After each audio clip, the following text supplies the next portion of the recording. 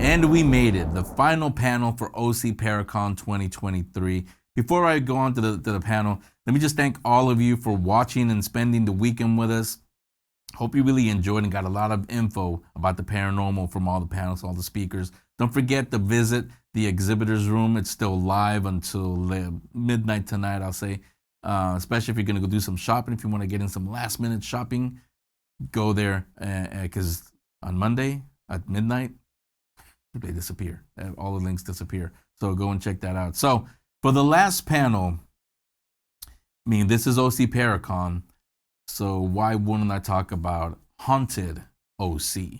Now, to a lot of you watching that are not here in Southern California, when you hear me say OC Paracon, haunted OC, the OC I'm referring to is Orange County in Southern California, the home of Disneyland, Anaheim, Fullerton, a lot of other cities in Orange County. But Anaheim is the most well-known one, again, because of Disneyland. So, you know Disneyland, obviously. Most people know Disneyland. But what a lot of people don't know is that a lot of Orange County is haunted. It has a lot of haunted history. Haunted OC, they're the number one, as a matter of fact, the number one California-based haunted tour company. And USA Today ran a poll. Haunted OC is the number one company in California. Congratulations to them on that. But they do offer tours. They give you the history and, of course, the haunted history. Everybody knows them. Everybody loves them. They have some phenomenal paranormal events. Not spooky. Nothing jumps out at you. Well, you know what? I'm not going to explain. I'm going to turn it over to 4 of the docents for Haunted OC from different tours. They'll explain why they do what they do and why they love giving the history, not just the spooky side, but just the history of OC. So in a moment, you'll meet everyone from Haunted OC. OC Paracon 2023 is sponsored by Alien Soda Company for all things out of this world. Visit aliensodacompany.shop and use coupon code PERCEPTION at checkout for 10% off your order.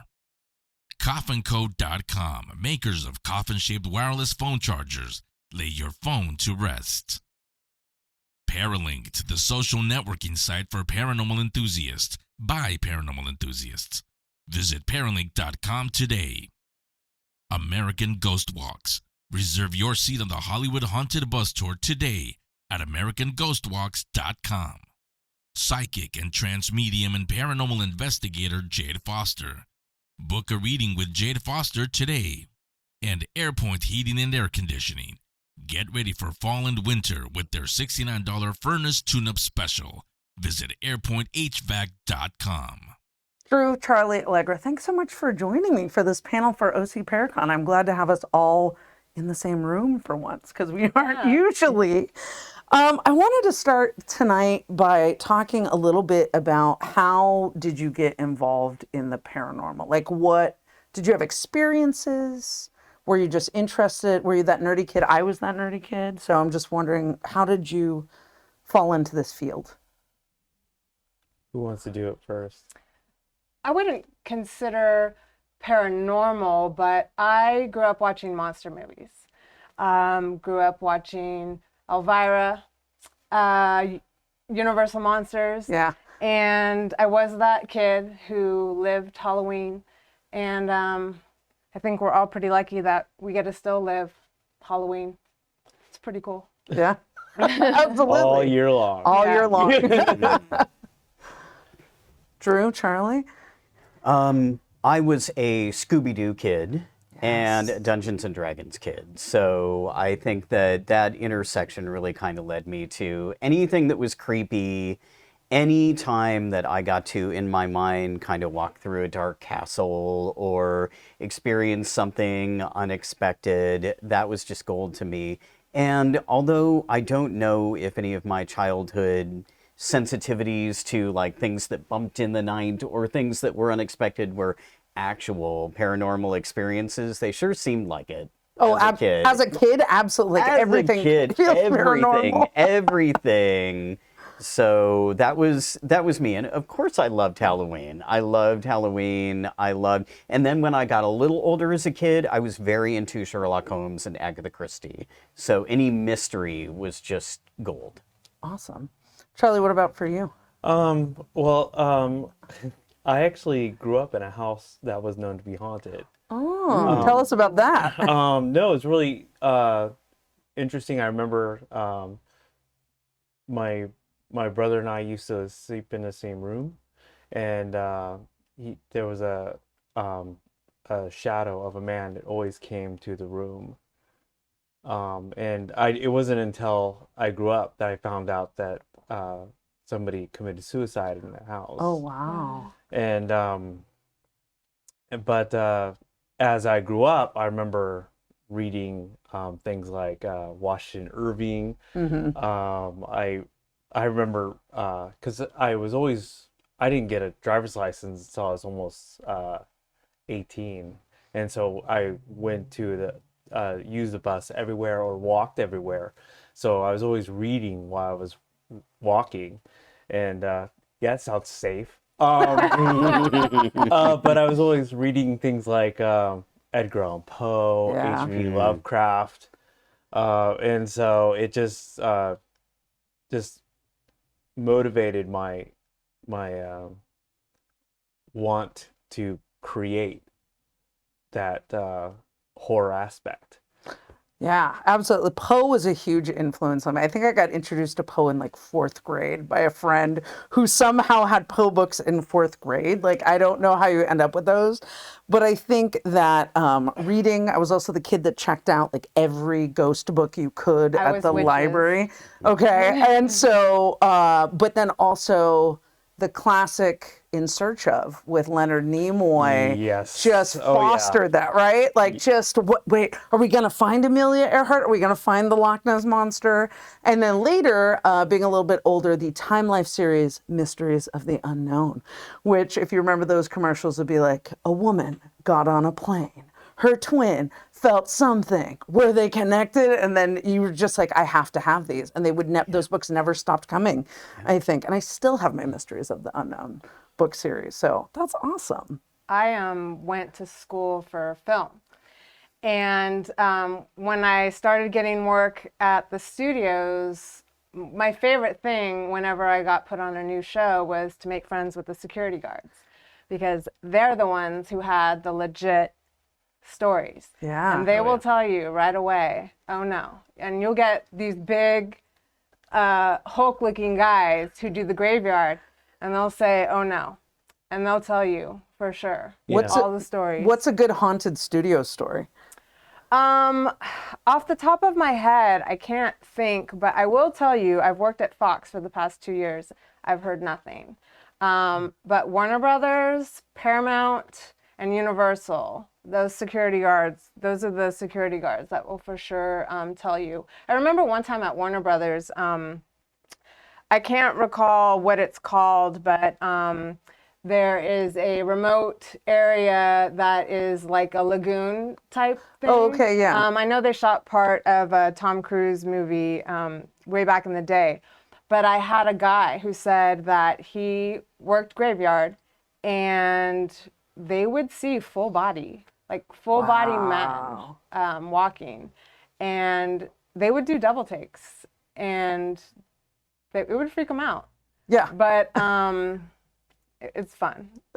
It's fun. It's creepy fun. Yeah, I do like always when you go into a place finding like who has the ghost stories. Yeah. And you know, when you mention, I feel like sometimes like, oh, I lead haunted historical tours. Suddenly people are like, I don't believe, or I'm not really into that, but let me tell you this story about what happened, right? And I even had that when I was in Detroit recently where I'm like renting a car and a woman's like, what are you here for? And I said, I'm here for a paranormal convention. She's like, let me tell you, right? And so it like, I feel like it opens up this world for people a lot of times. Yeah. It's a great way to connect. That's one of my favorite parts about giving tours. Yeah. Is that it's a way to connect to people that we wouldn't normally talk about that. Sure, absolutely, right? And you Well, go to the grocery store and you say, oh, well, this happened to me today. by the way, I saw a Bigfoot while I was driving a bus Yeah. once, right? Yeah. Like, we don't always have those conversations. It gives them permission. It Yes. gives them permission to share something without the fear of not being believed. Yeah. You know, because I think people who have experiences go through life with most people saying, I don't believe you. That's not possible. Science says that couldn't possibly have happened to you. And we say, but what if it did? And what if it could? Who are we to say that it didn't? Your experience is your experience, and it's validated. valuable. Yeah. Validate, yeah. And I think that's really important, right? Because I think for so many people, a paranormal experience really changes their entire perspective. And so even if they, start like, I don't know if I believe, something shifts, right? Something shifts. And so to have people that are receptive to those stories, I think is a big deal. And I know even when I've been leading tours of the Kellogg, people are having experiences. And a tour got interrupted recently where a gentleman's like, what happened in that room? And I go, which room? And he was pointing to the rear parlor. He goes, I'm just feeling really heavy in my chest right now. Like somebody got hurt in there. I'm like, okay, all right. And then recently too, we had someone who, two different guests, not related, who saw, they claimed the little boy spirit in the house. And they're asking me, they're like, does he have black hair? I said, I don't know. I've never seen him. So, different things. Have you all had anything happen remarkable? Oh, On our tours? on your tours, yeah. For the guests, Or for yourself. yes. Not for myself, but always. I get the locals that come out, and it's always the locals. And it's the people that you would never, that look like your mom or your dad, who, say, I've lived here my whole life and my house has been haunted. They don't fear it. It's just a part of their life. Last weekend, I had a woman who took my tour, and she said that she kept seeing a little boy with like a pinstripe suit. She was from the area, but she always would see him when she came to walk her dog in Los Rios Park. Pinstripe suit with one of those kind of rounded collars. Oh, yeah. And she said she just kept hearing the name Charlie, Charlie, Charlie. And she ended up doing some research, and she found out that Mendelssohn had a son named Charlie or something like that. So I did some digging on Ancestry, and I found like in the 1800 census, like Max Mendelssohn with all of his kids. So it's pretty cool. That's awesome. Yeah, digging into the historical Yeah. can be a really fun part of our jobs. Yeah. What about for you, Charlie? Over the years, I've seen so many things that people will say, like, could you call it paranormal or not? Yeah. So, I've worked so many places and so many. Where have I not worked? Yeah, That's right. like,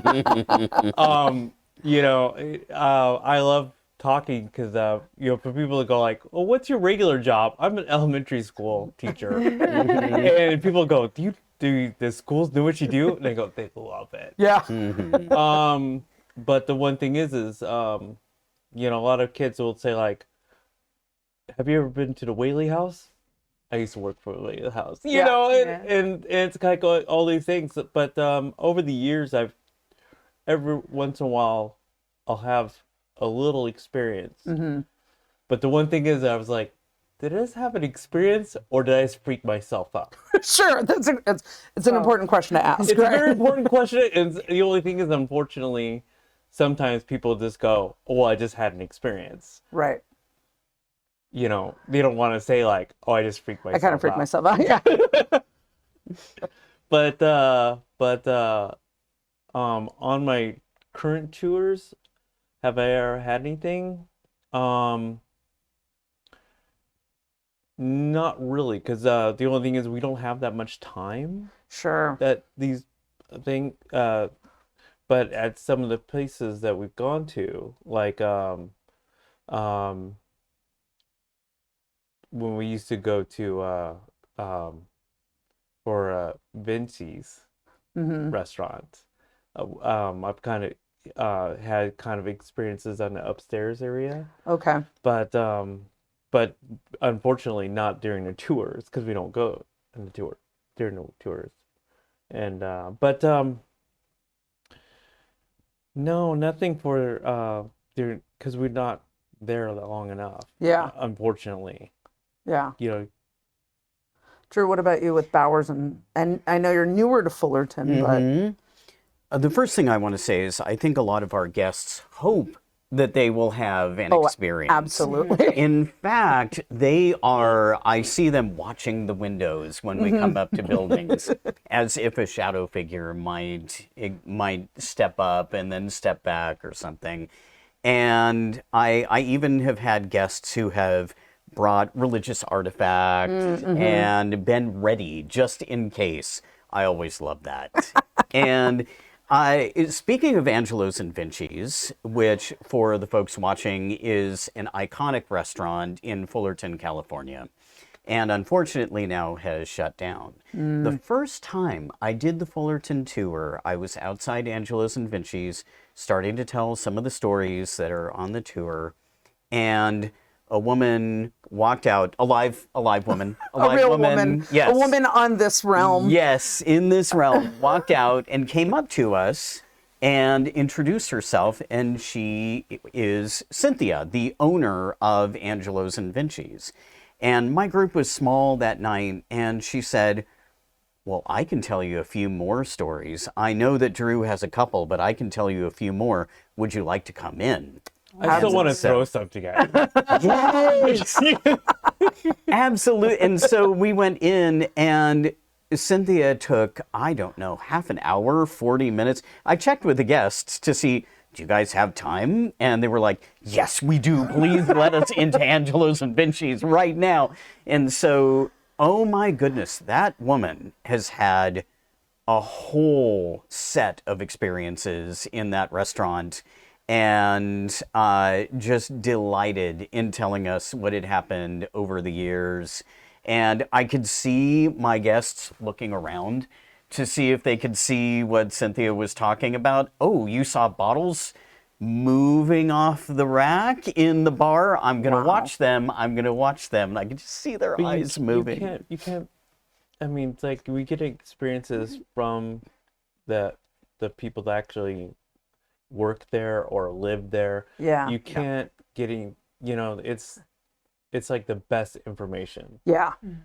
because and then when we read a lot of stuff and we do a lot of historical research and stuff like that, but when you're actually talking to somebody who live in a place or work in a place, that is like gold to us. Oh, it's huge. I mean, so much of the stories we talk about on the Kellogg tour have to do with the folks that have worked there, right? And then the more I continue to meet staff and even volunteer staff, those kind of stories grows and grows. And even though we don't tour inside the Mag farmhouse, recently I had one of the groundskeepers who's like, do you want to see a video I took? I'm like, absolutely, I want to see a video you took. And he's at the top of the stairs in the Mag farmhouse, and he's looking down, and inside the Mag, for folks who don't know, there is no electricity. It's pretty bare bones in there. But you can see at the bottom, you just see something very visible move across the bottom of the stairs. And I said, who was in the house with you? He's like, it was me, just me. I don't know what that was. And I'm like, oh, and that's the kind of stuff that ends up being invaluable because they're having this firsthand experience. And then we get to kind of share on those stories like as well, which is really great and helps us, right? And this is where getting to know the area, know the people in the area helps a lot. Like your local that comes out and is like, let me tell you about the ghost child I see all the time, right? Or last week, the gentleman from J. Sarah, Yes. who was the coach, I said, please tell us your stories. And he was telling us his stories at the end of the tour. And he said, I couldn't believe.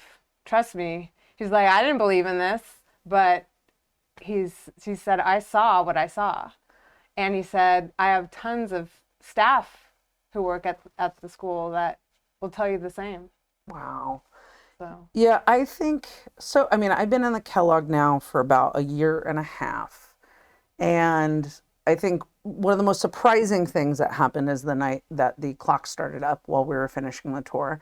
So that was a surprise because I had a guest charge up the stairs, just ashen and looking at me. And I thought something had happened. I thought I was going to have to call the police or something. And he's just like, it started. It started. I go, what started? He goes, the clock started. And I was like, okay. And I came back downstairs and sure enough, it had started. And we have so many stories of that grandfather clock just starting itself up, which is really interesting. And to your point of like, did I just freak myself out? I'm in that house all the time. I love that house. I think Helen and I have a good relationship. But there was one night we had some folks trying to come into the tour that weren't like ticketed, and we had to kind of say, no, you can, buy tickets online. It was just kind of a different vibe that night, and I had to go back into the house to grab something after we had locked up. And I was like, I know the house. I can go in there in the dark. And I walked in, I was like, this doesn't feel good. And so I got my stuff and I went out. But it was one of those situations of, am I feeling something or did I just freak myself out? So I absolutely understand that for sure. Darcy, I had a guest on the Fullerton tour who had been with you that night. And he remembered when the clock started and somebody apparently said to you, is this part of the tour? And you said, no, let's move into the other room now. Well, and it's one of those things, right, where I have to reassure our guests, especially in an inside location, that we are not a rigged tour. We're not a haunted attraction. We do haunted historical tours, but there's not going to be surprise jump scares, and especially in the children's room, where the one thing I have to give the other warning about is that there are a lot of dolls in there. And I've had full-grown men just be like, I don't do dolls, and like walk out of that room. And so I'm like, I know you're all on a haunted historical tour, but I do have to warn you, we're about to go into a room where there are a lot of dolls. So if dolls aren't your thing, maybe hang towards the outside. But I tell folks before we go inside, like, look, we're not a rigged tour, but things happen. And if things happen, no, I'm not behind it. I haven't pushed a button. There's not someone hiding in there, because we need them to trust us, right? We want them to feel comfortable on these experiences. But yeah, that was a surprising night for a lot of folks, for sure. And I think you feel kind of the way I do, where I'm weirdly protective. I'm weirdly protective of San Juan Capistrano. It's almost scary because it's like I feel like something put me there. And I am very protective of, this was the Ahashiman land. Yeah. We're going to acknowledge it. And, but I know I'm not the only one who feels that way. No, one of the things we don't talk about on the tour is, because we have a limited amount of time with our guests, but I feel like so many things have been like, you're supposed to be the one at the Kellogg house. Yeah. Like it gets wilder and wilder because like I started with Haunted OC and was like, oh, what tour are you interested in? I'm like, whatever you have, available kind of thing. I was just excited to be part of this amazing group of people. And when the first time we did a walkthrough of the house, I called my mom afterwards and I was like, oh my gosh, I just did a walkthrough at the Heritage and the executive director, Jamie. And my mom's like, I know Jamie. We're in women's club together. We have the same birthday. So there's like number one. And I was like, okay, all right. Then as we start doing more of the tour, and I'm starting to do more research into some of these stories, I find out that Hiram was a Mason. And so as I'm reading through his obituary, he was part of Lodge 241 of Santa Ana. And my partner is a Master Mason. And I'm like, what lodge number are you? He's like, 241. So not only are they Masonic brothers, they're Masonic brothers from the same lodge, just centuries apart. And then when I hadn't had a chance to see Helen's actual internment plot at the mausoleum at Anaheim Cemetery yet. And so I was like, and I hadn't been able to find some stuff on her. It was just like the research was fighting me. And one night this young man goes, what is this? What is this pentagram on this china? And he's freaking out. And I said, oh, that's Order of the Eastern Star. That's like the women's side. Men can belong too. And that night I go back to do more research, and then it comes up that Helen is Order of the Eastern Star. And so I was like, okay. So then when I went to the mausoleum to finally get in, because at the Anaheim Cemetery, where most of the Kellogg's are interred, including Hiram's first wife, you have to go to the mausoleum during the week, and they have to let you into it. So I had gone there on a day that I had off, and I'm talking to the groundskeeper, and he's like, oh, what are you doing here? And I explain, I'm part of Haunted OC, I'm doing research. And he's explaining to me that he used to work at El Toro, but he's been here now 5 years, but he doesn't live in Anaheim, he lives in Tustin. And I said, where do you live in Tustin? He goes, Old Town Tustin. I go, where? And he tells me his condo complex. I'm like, you're my across the street neighbor. So then that happened. And so then I got into the mausoleum, and they have beautiful like wrought iron doors on the outside. But the inside, like the doors to actually go into the mausoleum are carved wood. And the middle of it is shafts of wheat, which was like a Victorian sign of like purity and like a good life. But all around are hand carved, these Yorkshire roses. And I have a Yorkshire rose tattooed on my leg in memoriam for my dad. And I was just like, got it. It's supposed to be here. So it feels like all these things keep like bringing in. And then like one of the final pieces was because, part of my day job is at a university. And I was fortunate enough to have Kathy Kellogg, who is of the Kellogg family, on my tour.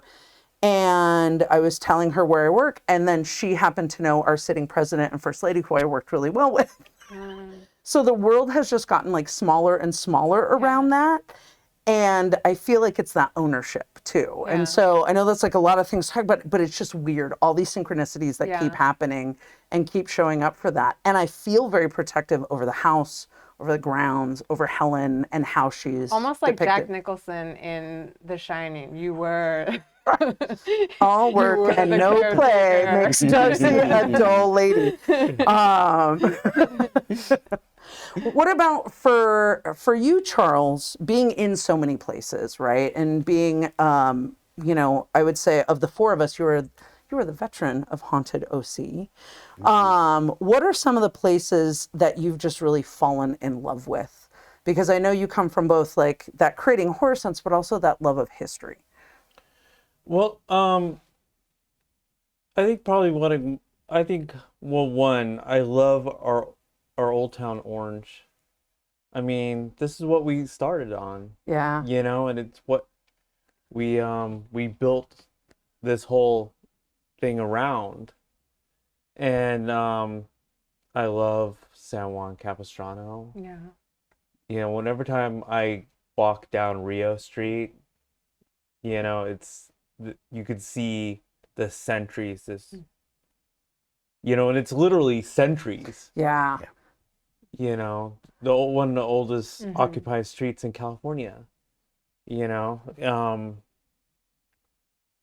but it's really interesting. Now, I'm really invested in Hollywood. Yeah. And even though it's our newest tour, people are like, isn't it kind of weird here? And I'm like, yes, it is. In the best way. In the best way. It really is. Yeah. And, it's kind of like people go, oh, it's really interesting how it looks different during the day as it is at night. I'm like, yeah, it kind of has nightclub, that it seems the whole street is just like that. But just walking amongst these epic places that have so much history. Yeah. And that's the one thing I love so much about it. And even though I love like San Juan, I love Fullerton, stuff like that, but when you have something that people can actually wrap their heads around Right. when I go, oh, well, this is a place that Laurel and Hardy used to stay at. Right. People are like, oh, I get this, Yeah. you know, a lot more than some of the other places for historical. And even though all of it's still history and they're all important, but I think the one thing is I think the Hollywood people kind of wrap their head around it more Yeah. because it's so much part of our popular culture. Oh, absolutely. And you are one of, like, I think you're the only tour that is a more modern history in a sense, right? Where people aren't just putting, like, if maybe we have an old photo of someone on our tour, it's one thing, but like so many of the folks you're talking about on the new Hollywood tour, we can go watch their movies, or we can go see, something they were involved with. Like it's like you were saying, a lot easier to make that connection with those places for sure. And I think Hollywood just also has that allure, right? Because Hollywood is, the boulevard of broken dreams, the spaces where you come in order to like make it big. And yet we're also hearing these stories that are tragic and difficult, but also I think, I really want to encourage people to go on the tour, but I think you end on such a beautiful, like, denouement with that tour, with the kinds of experiences you're giving guests, which is really neat. It's really awesome. I just I like it's very interesting that how so many people that I've had already that have never been on Hollywood Boulevard. Mm-hmm. And they're like, what was I gonna get? Yeah. Yeah, they did. And so the one thing is I love that when they would have saw something on in a film, or they would have saw something like, people are like, I'm gonna show you the Chinese Grauman Theater, and they're like, I only saw this on TV or something, and then I'd show them, I'd show them the footprints and stuff like that, and they love that because Yeah. it like makes it so much. It just I've actually and we've only had a couple of times we've done it. I had somebody on the last tour was actually in tears a little bit because they knew Di Vernon. Oh, wow. That's so special. Yeah, who supposedly haunts the Magic Castle. Yeah, if you ever have a chance to go to the Magic Castle, you will see Di's incredible. There's this like great dual photograph Yes, of him. I actually have that on my iPad. Yeah. But it's a great, and the Di Vernon corner. Yes. That's where he basically spent the last years of his life, hanging out there. So for you, Drew, Yeah. you have Fullerton, but you also get to do one of our other incredible yearly experiences we've had for the past couple years, which is the Bowers Museum. Yes. So talk to us a little bit about some of your favorite aspects of that incredible museum, which you get to be at during the night when no one else is there except for you on a Yeah. tour. One of the things I love about the Bowers is that essentially the tour is in two parts. The old part of the Bowers, which is old California, and it was when the museum was first established by the Bowers family in order to give people a way to remember what old California was and the things that they had collected over the years. And then we kind of travel around the world. We go to the South Pacific, and we go to China, and then other islands. And so I love I almost feel like it's a plane journey when we go from the old section to the new section. But old California, as a kid who grew up here and who was immersed in old California from when I was, very little to when I studied history in college, used to go to Olvera Street, used to go to all kinds of missions, went to Exposition Park in San Diego, and all kinds of different things. It feels like home. And a museum is such a fascinating place because things come to you. They come to a museum, and especially traveling exhibits are there for a little bit and then they go away. And I like to imagine that whatever stories that come with them keep going and get packed up with the artifacts and the paranormal just kind of keeps traveling. And so it's been a pleasure to meet people inside the museum who will, like you talked about, pull me aside. Legre, you talked about this too. Pull me aside and say, okay, I know this actually isn't in your tour, but let me tell you a couple more stories that you could put in your tour if And you they're wanted. all security guards. Yeah, they're all security guards. They're, yeah. It's absolutely true. To people who are Bowers patrons and want to see another side of that museum, like you talked about, this is the Bowers After Dark. Yeah. And so it does take on a different character. So yeah, that's been a pleasure. Yeah, I have that experience at the Kellogg because we're on the grounds of the Heritage Museum of Orange County. And so the folks that I get that come a lot have either gotten married there. I have a lot of brides and grooms return to be like, tell us about the haunted part of this museum, or people that were there as children. And so because they're a hands-on learning museum for little kids, and so they learn about Victorian life. And I joke with a lot of them, how many of you learned how to churn buttermilk in a jar? And like, I'll get a number of hands most tours.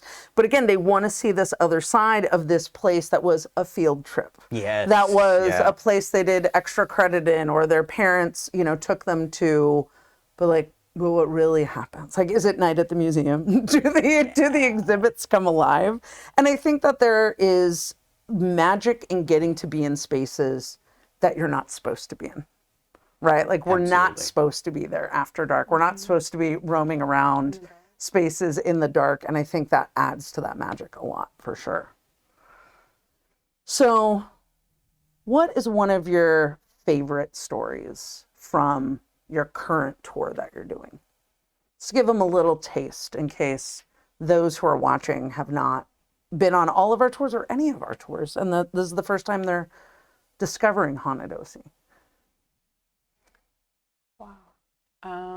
Without giving anything away. I know it's tough. Right? I just feel it's such a pleasure to tell the stories of the forgotten, if that makes any sense. Yeah, absolutely. Many of these people, so many people's stories are never told.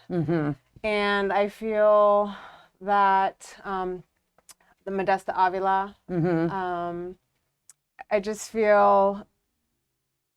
I feel honored to be able to tell stories of those that are forgotten.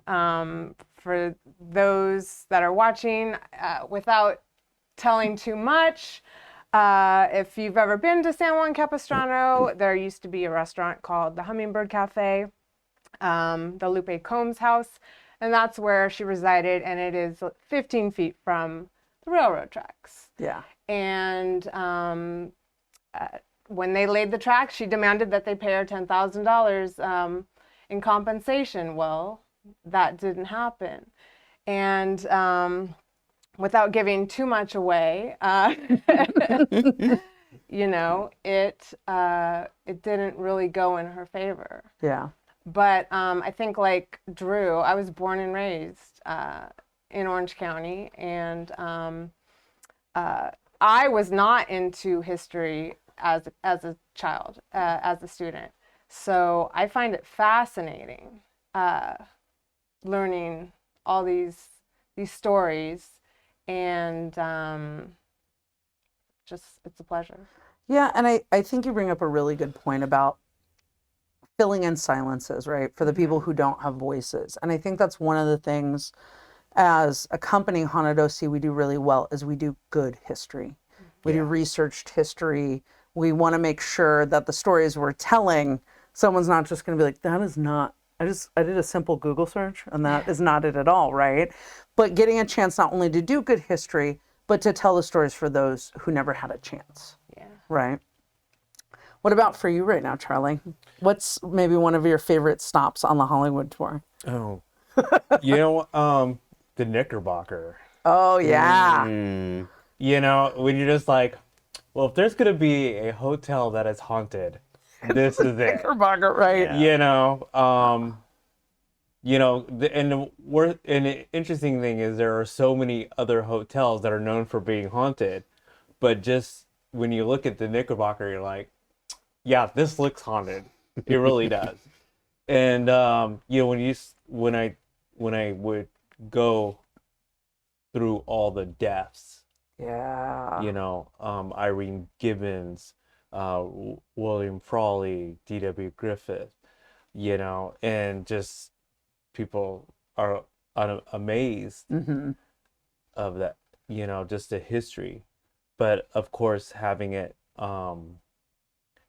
the last place of the last Houdini seance, Which is one of my favorite parts about the Knickerbocker and about your tour in regards to that. And I'm actually doing a magic trick about Houdini at the Knickerbocker, and it's, I think it's very it's close to my heart. Yeah. And just the whole history of the Knickerbocker, and all the people that had stayed there, and some of the ghosts that will not leave, I think are very interesting. I love them. Yeah. And to think about, like, hotels are such a liminal space, right? People are passing through, and even with the Knickerbocker, if someone was like living there long term, right? And they continue to maybe live there long term, but these spaces where people are traveling and they come and they think, I'm going to have this great experience in this place, and it may be the last place that they ever were. And then again, the last place of Houdini's seance with his dear widow, which is a fantastic story. So go on Charlie's tour, everyone. What about for you, Drew? What about Fullerton? What's your favorite stop? Well, before I get to Fullerton, I love how both of you are talking about sort of holding history, holding a moment in time and freezing that moment with a tour. And I think that's beautiful. I always talk to my students. So in my day job, I'm a professor, and I talk about history quite a bit, and the idea of we always have to push back against forgetting, right? Time is like a wave that pounds on the beach, and it just pure time passing is going to wash things away and wash things away. Yeah. And we are responsible for holding those things and saying, we will not forget. We will remember. And then if there are paranormal experiences there, or certainly if there are ghosts, demanding that we remember, demanding that we say, this woman took actions that were incredible, and that no one expected of her, and made her mark. And we must remember what being a woman at that time was like.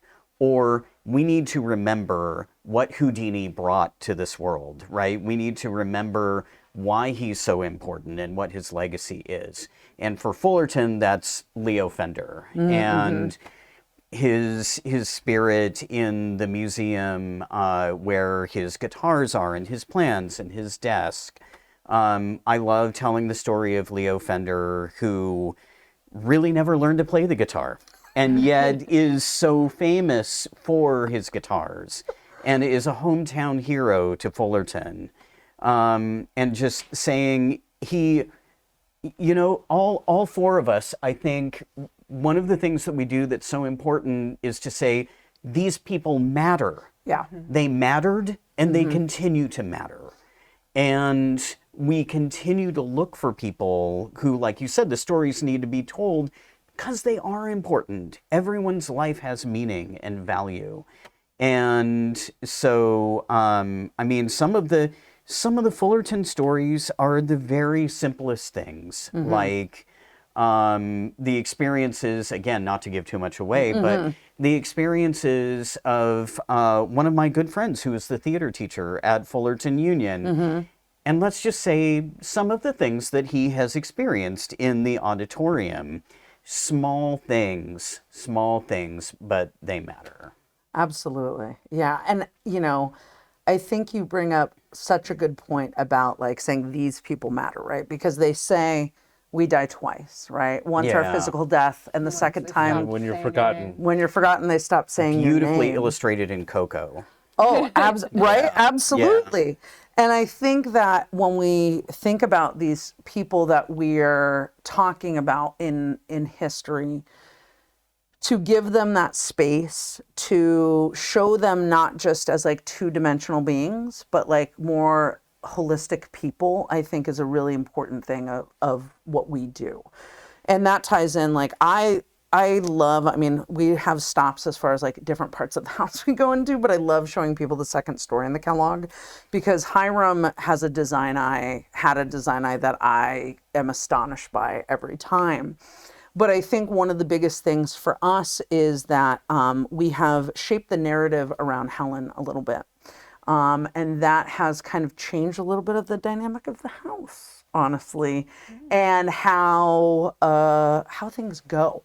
And I think it is something that I remind people of where I say on the tour, like, I think about the fact that if I, as an investigator, as a historian, as a docent, were to pass away and someone were to come to my house many years after my death and tell stories, and some stories really positive and some stories really negative, how would I feel about that, right? And so having people think about how we tell these stories and why it's important to do the good history and do what we do at Haunted OC, which is fantastic. Yeah, and it's one of the things I love so much. I do a tour in San Diego. We do the Villa Montezuma Lantern Tour, the spiritualism tour, and I love talking about the original owner of the house, who is his name was Jesse Shepard, and he lived there only from 1887 to 1890.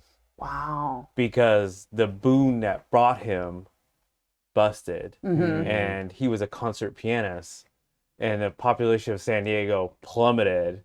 So all the wealthy people already left. So what was he supposed to do? But I love talking about, about somebody who was a spiritualist and talking about what his ideas about spiritualism. I love that he actually said the idea, and this, he was talking about it in around the turn of the century. He said the idea that a psychic or medium could talk to your descendants for the price of a cup of coffee was absurd.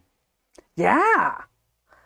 He was so much not about that. He wasn't a table rapper or anything like that. He was a trance medium. Okay. And but he also knew Alexander Dumas, the guy who wrote The Three Musketeers, and he watched the Eiffel Tower being built. Wow. And stuff like that. And I like making characters. Well, actually, I don't want to say characters, but I like making history alive by narrating these people's histories. Yeah. Just like you, when you're talking especially on Rio Street, all these people, they become alive. Yeah. And not just as ghosts, but they are history incarnate. Yes. That's a beautiful. And it's a way to rabbit put it. hole following how they're all connected. and what I like to call it's one big soap opera. Oh, I mean, the cheese may. I mean, it's just like, I mean, it's fascinating. It is one big gossip rag if you really try to connect the dots. I mean, it's pretty cool. absolutely. Yeah. Well, I want to thank you all for sitting down with me and letting us have this conversation about what we do at Haunted OC. As we say here at Haunted OC, every season is spooky season. But if you want to join us on any of the tours that we've been talking about, or any of the other tours we haven't talked about tonight, you can find tickets at hauntedoc.com. And one of the things to remember is that we don't just run tours during Halloween, we run them all year long. So you can find us every month of the year out there making history incarnate. Thank you so much, you all. Thank you so much. Thank you. Thank you. Alrighty, folks. So it's giveaway time, the last one. Now, before I give you the question and you decide to enter, keep in mind two things. Number one, you have to be 18 and over for this one. You'll see why in a second, but 18 and over only for this one. The second thing is you must be in Southern California or be able to find your way here. Neither Haunted OC nor OC Paracon. We're not going to provide flight or hotel if you win this and you want to come here. You have to be able to get yourself here to take advantage of this prize we're about to give you. So after those two caveats out of the way, here is the question, the final question for the weekend, for the final prize for the weekend. And that is, earlier in the panel, Darcy Stanford asked everyone, how did the paranormal come into your life? How did you get introduced to the paranormal? And the answer that I'm looking for is, what was Charles Spratley's answer? What got him interested in paranormal? So you see the email down at the bottom, send it there. And again, 18 and over only, and you must be here in Southern California. Now, what do you get that you have to be 18 and over? Not a tour, something new that Haunted OC is doing. Mystic Cabaret. Mystic Cabaret is a new show that is mystical, and it's a cabaret, burlesque. So again, that's why the 18 and over. So 2 tickets for whoever answers the question. What was it that got Charles Spratley into the paranormal? Send it again to the email you see on the screen there, and we'll pick one of you on Monday for 2 tickets to attend Haunted OC's newest thing that they have, the Mystic Cabaret. Good luck, happy Halloween, and I hope you all enjoyed all the panels for OC Paracon. But wait, that's not the last one. You know, all weekend long I've been saying we have tricks and tricks, but I mean trick and treat. We're not tricking you. We're giving you a treat. You know, I've been saying all of that all weekend. Made more sense when I said it back in the panels, but been a long weekend. I have one final treat for all of you, and it's from all of us, actually, all the speakers and all of us at OC Paracon. One of the things that a lot of you were upset when it was announced that we're not doing the in-person this year, one of the things that you really, really were looking forward to is coming up live on stage and telling your ghost stories. We were going to record the Paranormal Perception Halloween episode live there at OC Paracon. Now, for those of you that don't know, Paranormal Perception, the Halloween episode, is all ghost stories, but not from us, from you, the listeners. You guys send them in, you record them, you send them in, and then we play them back for the Halloween episode. We were going to do it live on stage this year during OC Paracon. All of the attendees were looking forward to doing that. Well, we can't do that, obviously, because we're not in person. However, I did ask every single one of the speakers and a few surprise guests if they could share some scary stories, a scary experience that has happened to them. And of course, all of them said, yes, let's do it. So in a moment, in the next hour, for the final panel, it's a panel that I'm calling Scary Stories Told from the Paracon. Yeah, can't wait for that one now. So stay right there, or go do your last minute shopping and then come back in the top of the next hour. Scary Stories, the perfect way to end OC Paracon.